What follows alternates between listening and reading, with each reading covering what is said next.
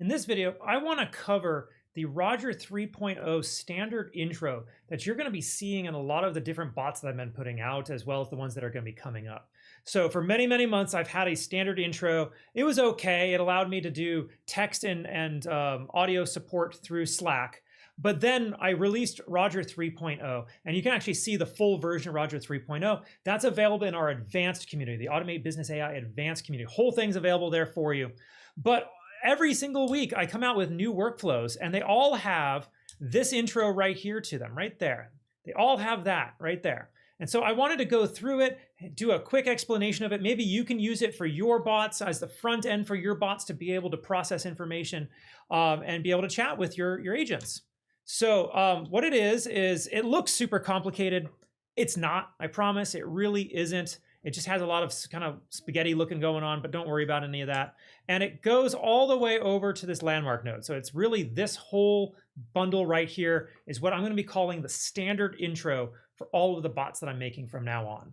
All right, so we have a Slack trigger. Slack trigger is pretty much the same as any of the other bots that I've put out. So we come in here, I have my bot credentials set up. Again, that's your bot credentials, not your OAuth 2 credentials. It's the bot, all right?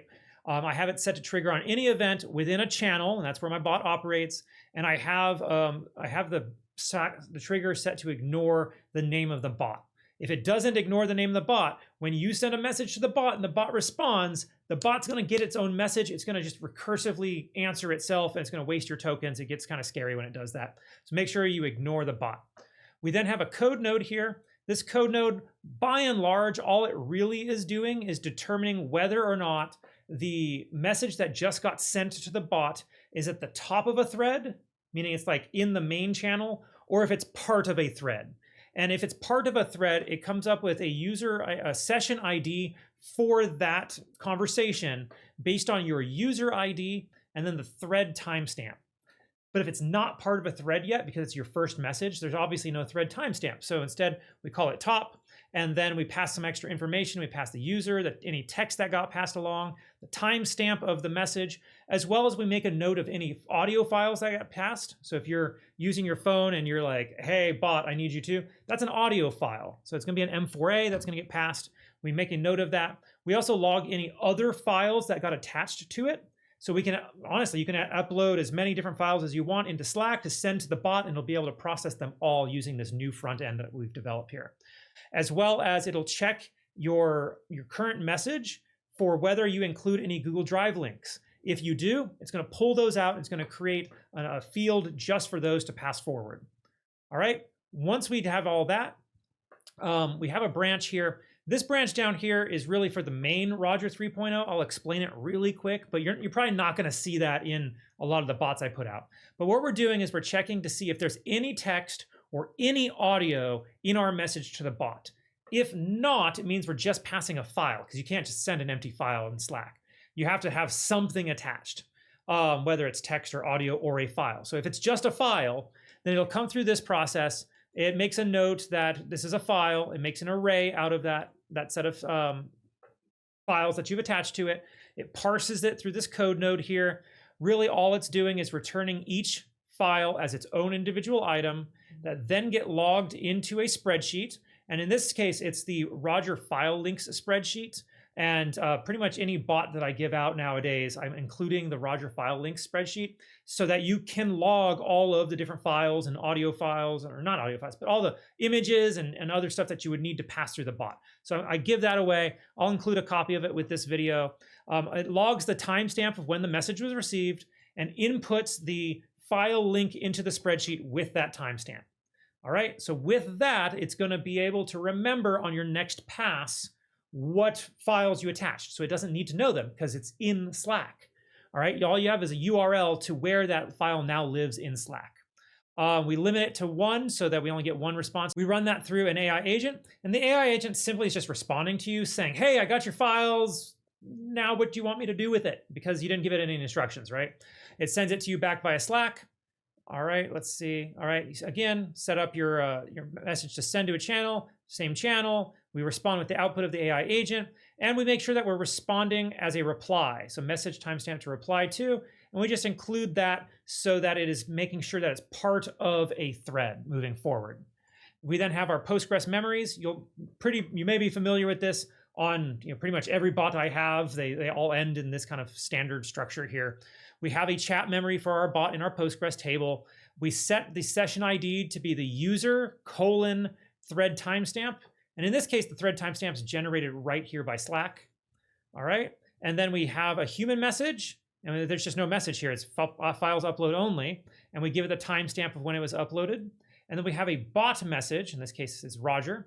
Same thing. We have the user : timestamp. That's our session ID, so that everything's logged on the same session ID, so that when we talk to the bot again, we get all of those messages in the memory by being able to pull that one session ID number. All right, we then have our message. We just say it's a Rodger bot. The content is the message that it's sent to us via Slack.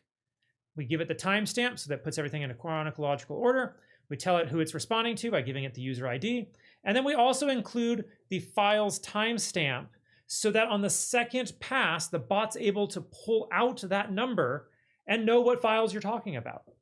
All right? So that's if you don't attach any text or audio.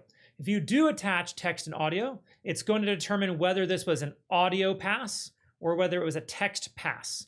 All right? If you have an audio file at all, it's going to go up the top path here and do whatever it needs to based on the audio. If there was no audio, we go through the text path only. All right, so let me zoom in so you can see a little bit better. All right, so if it's audio, we have an HTTP node. We're just pulling that from Slack. We're going to download it with our Slack credentials.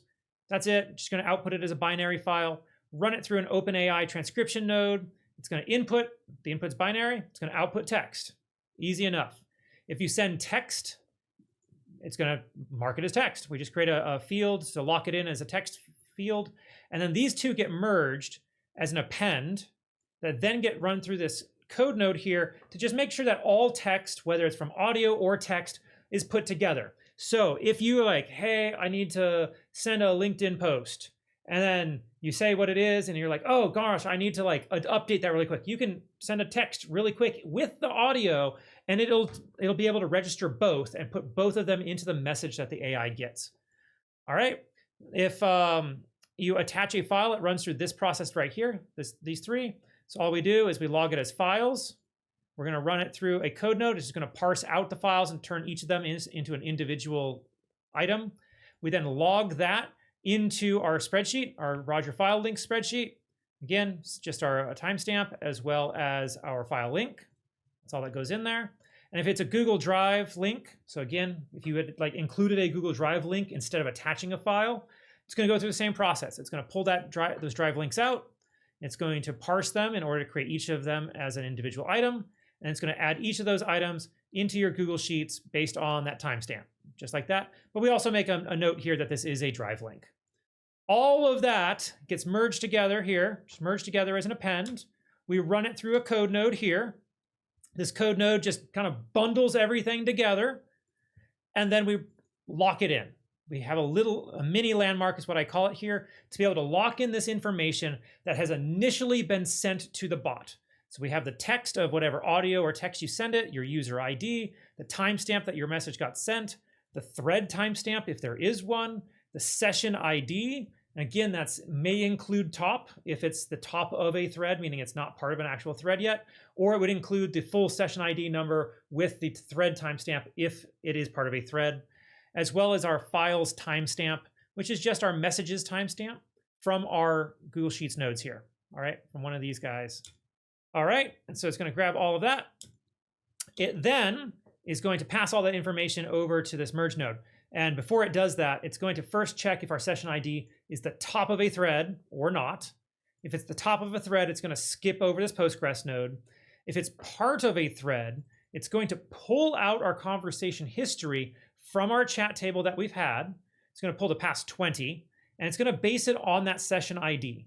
Now, if you want to increase this number, you obviously can. If you go too much, you're going to possibly give it too much context and just not going to be able to understand what's going on.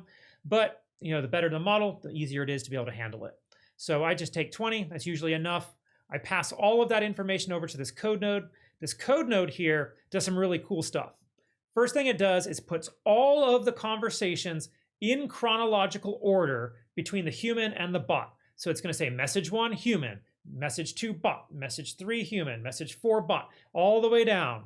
It's then going to make sure that everything's formatted and pulled out. So if there was a file's timestamp somewhere in the memory, it's going to pull that out. If you have, Twitter, Instagram, LinkedIn, Facebook, or Reddit image IDs, because you've passed that information to one of the social media bots, and it's generated an ID number that you need to be able to finish off the process.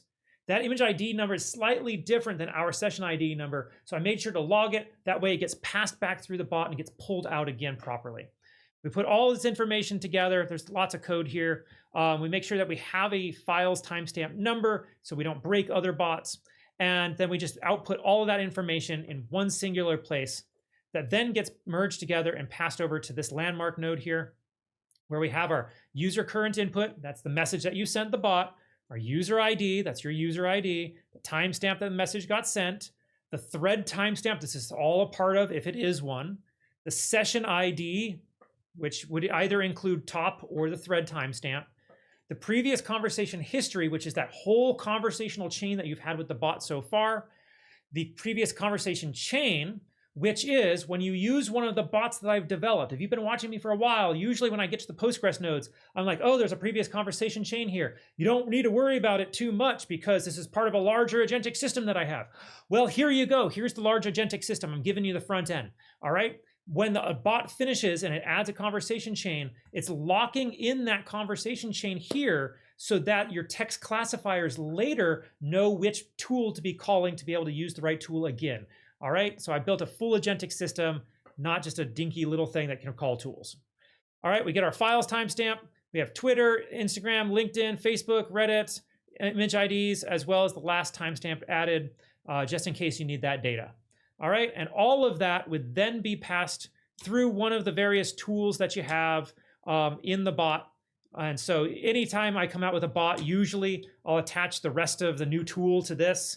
And so this guy over here, it just makes it look all big and beefy. But this is my standard intro now. And it has to be beefy because I have so many different files and methods to be able to access this bot now.